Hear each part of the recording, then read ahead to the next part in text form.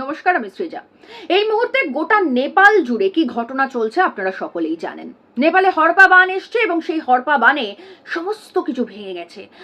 ওখানকার বাড়ি ঘর ব্রিজ সমস্ত কিছু ভাসিয়ে নিয়ে চলে গেছে। তিব্বতে যে গ্লেসিয়ার ছিল সেই গ্লেসিয়ার ভেঙে গেছে এবং সেই বরফ গলা জল প্রচণ্ড তোড়ে নেপালে ঢুকেছে এবং নেপালের সমস্ত কিছুকে ভাসিয়ে নিয়ে চলে গেছে। সেই ফুটেজ আপনারা দেখেছেন এবং সেই ফুটেজ দেখে আমাদের প্রত্যেকের বুকের ভিতরে কাঁপন ধরে গেছে। এই মুহূর্তে দাঁড়িয়ে নেপালে একটা ভয়ঙ্কর তাণ্ডব লীলা চলছে, বন্যার তাণ্ডব লীলা। সেটাকে বন্যা বললেও বোধহয় কম বলা হয়, এত ভয়াবহ পরিস্থিতি। নেপালে লক্ষাধিক মানুষ মারা গেছেন এবং যারা মারা গেছেন শুধুমাত্র নেপালবাসী নন, বিভিন্ন দেশের পর্যটকও নেপালে ছিলেন। সেটা ভারতের পর্যটক তো ছিলেনই, এছাড়া অন্যান্য দেশেরও পর্যটক ছিলেন। এবং এই যে নেপালের এই যে ঘটনা, মানে নেপালের এই যে ভয়াবহ ঘটনা, ঠিক তার সঙ্গে একই সঙ্গে যে চিন্তাটা এসেছে সেটা হচ্ছে যে নেপালের যে বর্ডার, সেই বর্ডার জুড়ে ভারতবর্ষের 5টা রাজ্য রয়েছে। সেখানেও কিন্তু যথেষ্ট ভয় পাচ্ছেন মানুষজন, সরকার ভয় পাচ্ছে এবং চিন্তার ভাঁজ ফেলেছে। বিহার, পশ্চিমবঙ্গ, সিকিম, উত্তরাখণ্ড, উত্তরপ্রদেশ, মোট 5টা রাজ্যে এই মুহূর্তে নেপালের জল ঢুকে যেতে পারে বলে ভয় পাওয়া হচ্ছে। বিশেষ করে ভয় পাচ্ছেন বিহারবাসী, কারণ নেপালের বর্ডার বিহারের সব থেকে কাছে এবং যে 4খানা নদী রয়েছে সেই 4টে নদী নিয়ে ভীষণভাবে চিন্তিত ভারত সরকার। সেখানে যথেষ্ট পরিমাণে জল বেড়ে গেছে, তবে এই মুহূর্তে কিছুটা স্থিতিশীল পরিস্থিতি হয়েছে বিহার এবং উত্তরপ্রদেশে, তাই কিছুটা স্বস্তির নিঃশ্বাস ফেলেছেন ভারতবর্ষের মানুষ। কিন্তু নেপালের মানুষ কিন্তু স্বস্তিতে নেই। নেপালের ভয়াবহ পরিস্থিতি লক্ষ লক্ষ মানুষকে যেমন একদিকে তার প্রাণ কেড়ে নিয়েছে, ঠিক একই রকমভাবে লক্ষ লক্ষ মানুষ গৃহহীন হয়ে পড়েছেন এবং অসংখ্য মানুষ তাঁরা এখনো পর্যন্ত সেই জলের তাণ্ডব দেখে এখনো পর্যন্ত তাঁদের বুক কাঁপছে। আমরা যারা ছবিতে সেই ফুটেজ দেখেছি আমাদেরই বুক কাঁপছে, তো সামনে থেকে ওই ঘটনা দেখার পরে যে একটা মেন্টাল ট্রমা তৈরি হবে মানুষের মধ্যে, সেটা খুব স্বাভাবিক ব্যাপার, সেটা বলার অপেক্ষা রাখে না। এবং নেপালের এই যে ভয়াবহ দুর্যোগ, নেপালের এই যে ভয়াবহ পরিস্থিতি, তাতে পাশে দাঁড়িয়েছে ভারতবর্ষ। ইতিমধ্যেই 47.5 টন ত্রাণ পাঠানো হয়েছে নেপালে, যার মধ্যে 10 টন শুধুমাত্র ওষুধ।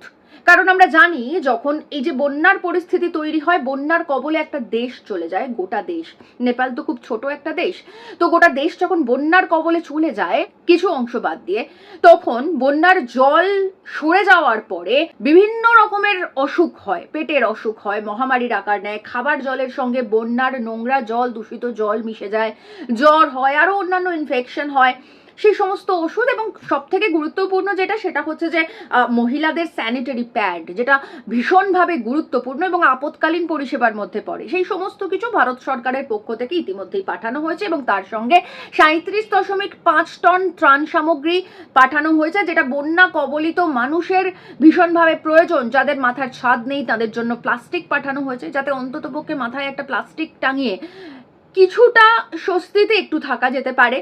এছাড়াও শুকনো খাবার দাবার যেগুলো প্রয়োজন মানুষের ক্ষুধা নিবারণের জন্য আপাতত এরকম একটা ভয়াবহ পরিস্থিতিতে, সেই সমস্ত কিছু সাহায্য ভারত সরকারের তরফ থেকে প্রতিবেশী রাষ্ট্র নেপালকে পাঠানো হয়েছে এবং এটা খুব স্বাভাবিক একটা ঘটনা।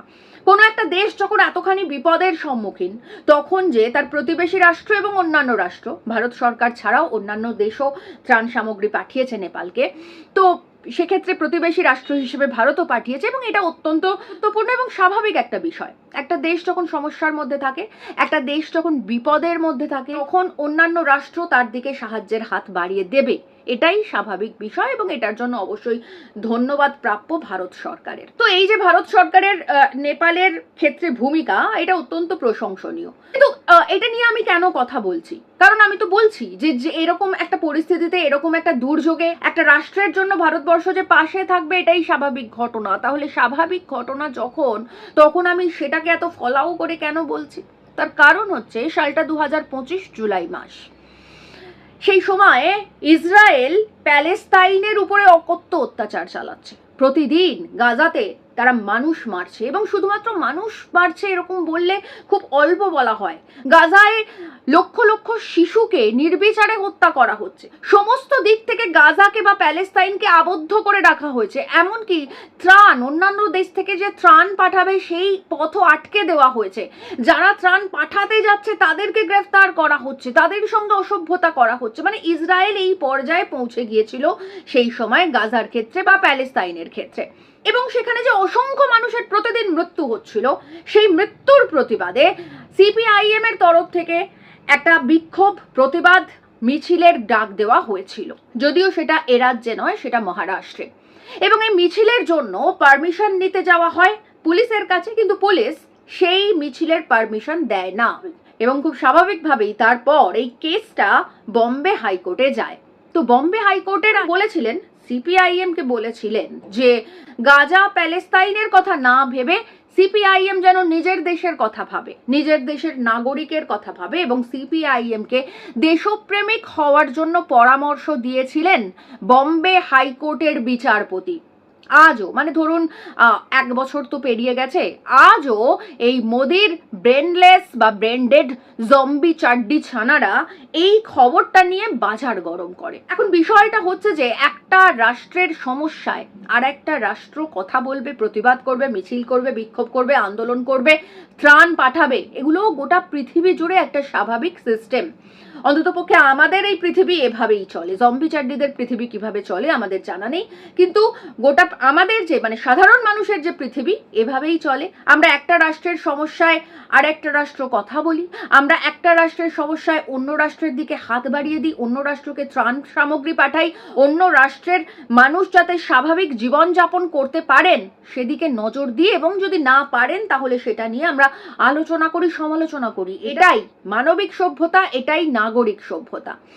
কিন্তু এখন বিষয়টা হচ্ছে যে এই যে বম্বে হাইকোর্টের বিচারপতি, তিনি সিপিআইএম কে পরামর্শ দিয়েছিলেন সেই সময়, মানে গত বছর জুলাই মাসে, যে প্যালেস্তাইনের কথা ভাবতে হবে না, নিজের দেশের কথা ভাবুন, দেশপ্রেমিক হন। তো আমরা যদি সেই প্রেসিডেন্টটা নিয়ে বলি এখন যে, কারণ মোদিজির চাড্ডি ছানারা এখনো বাজার গরম করে এটা নিয়ে, কারণ আমার পোস্টে প্রায়শই এটা শেয়ার করে। তো বিষয়টা হচ্ছে যে বম্বে হাইকোর্টের বিচারপতি তিনি তো সিপিআইএম কে পরামর্শ দিয়েছিলেন অন্য দেশের কথা না ভাবতে, শুধুমাত্র নিজের দেশটুকুর কথা ভাবলেই নাকি দেশপ্রেমিক হওয়া যায়, এরকম পরামর্শ দিয়েছিলেন বম্বে হাইকোর্টের বিচারপতি। তো আজকে ভারত সরকার, মোদিজির সরকার, তাহলে তারা কেন নেপালকে সাহায্য করছে? তাহলে কি মোদিজি দেশপ্রেমিক নন?